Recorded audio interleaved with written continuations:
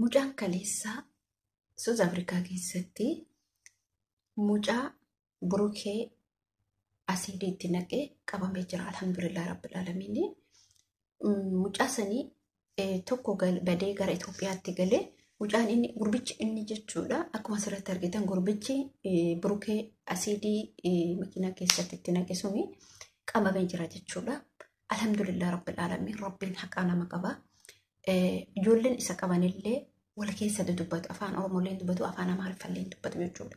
Gurbichi afaan funyaaniin dhiiga isa raran jechuudha. Alhamdulillah rabbil aalamiin rabbiin abbaa haqaatii hin baasa. Akkasitti kabiyya keessa jirullee hin hafu. Assalaamu alaykum warahmatullahi wabarakatuh. Akkam jirtu nagaa keessan fi keessan isin jecha. Anallee nagaa jira alhamdulillah galata rabbii.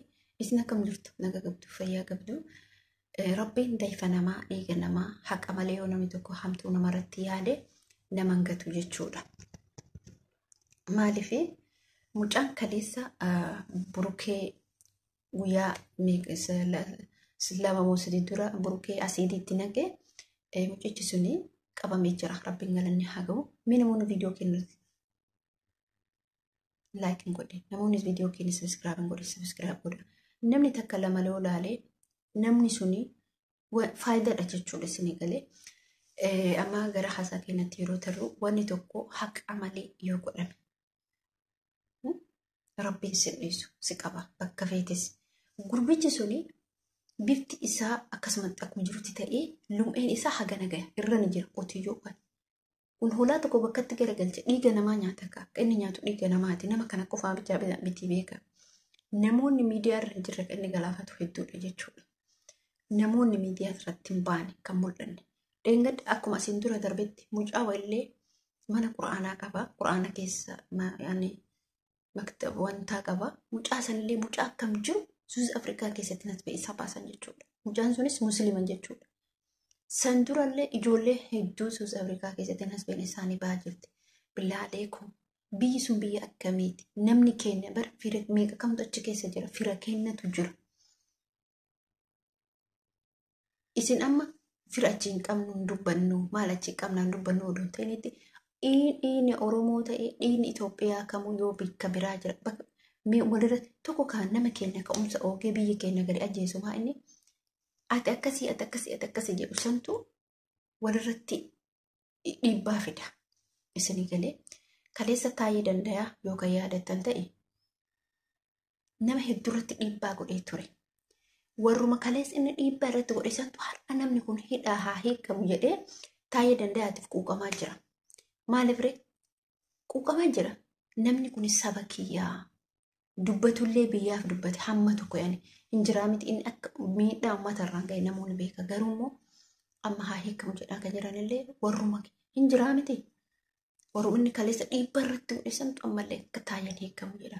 Saba isaa waan ta'eef nama kamuu ta'ee biyya ambaa keessatti lubbuu namaa kan walirratti keessaa jiru irra guddinni saba keenya. Biyya Arabaas ta'e biyya Faranjiis ta'e biyya kamuu haa ta'u. Kuni maaliree nyaannaa qoonqoo duniyaaf jecha mallaqaaf jecha nasbee namaa tana baasu. Nama nasbee namaa baasira. Gurbaan amma qabame kuni jireenya isaa guututti burukilleen bayu burukilleen fayyu jireenya isaa guututti hidhaan bahu. Sababni isaallee maaliifi yookiin takki ija isaa balleessuudha. Nama kana jechuudha dirqama. Maaliif yoo jettanii namni kun borullee nasbee mucaa kanaan dhiisu. Nasbee nama birallee dhiisu. Ijoollee amma isa qabde kanallee dhiisu. Isinii galee ijoollee amma isa qabde kanallee innis akkama achi garagaleetiniin kun bakka harki isaa dhiiga barate jechuudha. Harki isaa dhiiga barate yeroo hundumaa inni waan inni dalaguu barbaadu nasbee namaa baasudha. Isinii galee kanaaf hin barbaachisu. Bakka kamittuu otoo nuti wal taane gidduu keenya homtuuse biyyi keenyas ni guddatti. Ilaa nama dhiisati saree Itoophiyaati irra silaa simbirti hin baatu. Walii galtee dhabuudha. Dadhabbiin keenya jechuudha nuti ilaalu, nuti argan, nuti hojjechaa jira. Kun isaa ka'umsi biyyarraa ka'a. Kanaaf rabbiin haqa mucaa kanaa kan jechuudha. Mucaan kun haqa qabaa. Daa'imaa gana kan inni biyyaa ba'ee as dhiyoodha. Maatii isaa jijjiiruu fi of jijjiiruuf bultii ijaarratee ilma argachuuf yaada. maatii isaa bakka guddaa yookiin obboleeyyan isaa bakka guddaan gayuuf yaada. Biyyoota Suus Afrikaa kana keessa dalagaan sirriitti jirti. Namoonni isaanirraa biyya san keessa ta'e tujjaaree biyyatti jira. Namnunti nuti beeknu garuu mootuyyuu karaa garaagaraatiin namni walitti bu'uu danda'a. Odoo waan gaarii qabdu garuu miidhaan isiin qabdu nama ajjeesuu irratti xiyyeeffannoo guddaa qaba. Yaani nama ajjeesuu irratti akka tokkoffaatti ilaalan akka mataa kiyyaatti. Biyya san keessatti nasbeen nama uummata akka. Aseera yoo jedhan ani bakka hin beeku. Aseerrillee akka bakka hamba margee darbee malleen jiraatan dhibaluun ajjeesee yoo jedhan. Bakka malleen nafi argama. Biyya san keessatti malleen akkatti argama. Garuu nasbee namaa baasuun immoo salphama.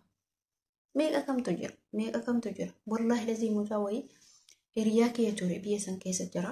Wallaahi waan dubbatu wallaale. Hiriyaa isaa nasbee baasan jechuudha. Wallaahi waan dubbatu wallaale. Waan dubbannu waggaa 2 moo 3 tura. Waan dubbadhu wallaale jedhe. Ka jedhe. Ka amma miidiyaarra jiraa miti mucaan kun miidiyaarra oduu dur jiraatu baatee 4 isaan cuman jedha jechuudha. Ka miidiyaarratti hin baane achitti nasbee baasan waan xiqqaa miti. Biitti suni biyya hamtuu keessaa adda. Subhanallah biyya akkasii nagarra. Suus Afrikaa jechuudha. An bakka.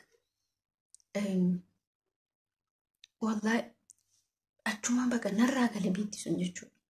Maaliif dalagoon utuu jiraattee nasbee namaa mootuyyuu akkuma nasbee sareetu hanqatti biyya sanitti jechuudha. Kanaaf rabbiin haqa kennaa. Haqa mucaasanii bakka rabbiin baasee ka qabamelee namicha kana bakka rabbi nama nasbee namaa baasu kamu nama duula namarratti rooroo namarratti godhakamu rabbiin isa haqa. Wallaahi rabbiin isa qaba isa qabee jira jechuudha. Akkas isin jechuu barbaada viidiyoo kee isinitti dheeressu. Inshaallah viidiyoo keenya ka like gootanii share gootanii subscribe gootan abdii isinirraa qaba. Kanuma Ramadaan illee dhufee jira. Ramadaana kayrii. Ramadaana ana ahli keenya wajjin nagaan qabni nagaan hiinu rabbiin haa taasisu. Ka biyya keessallee ka biyya amballee hiriyoonni keessanis maatiin chaanaalii kootillee wallahi ittuma takkatti isin galatoomfadha. Ani waa tokko waa isin himu waa namatti uffadhu. Maaliif 10 na daawwate 5 na daawwate 50 na daawwatu anaaf isin warra galataati. Isiniin as ga'e ammas isiniin ka'uuf jira. Kanaaf viidiyoo keenya like godhaa, share godhaa, subscribe godhaa. Amma viidiyoo biraatti walitti deebinutti. Assalaamu alaikum warahmatullahi wabarakatuh. Bye bye bye isin jaaladha. Bye isin kabaja. Isin jechuu barbaada hordoftoota kabajamtoota kiyya. YouTube kiyya akka guddistanii bakka guddaan geettan abdii isinirraa qaba. Gaafii takka illee jabduutu kana dhibdi isin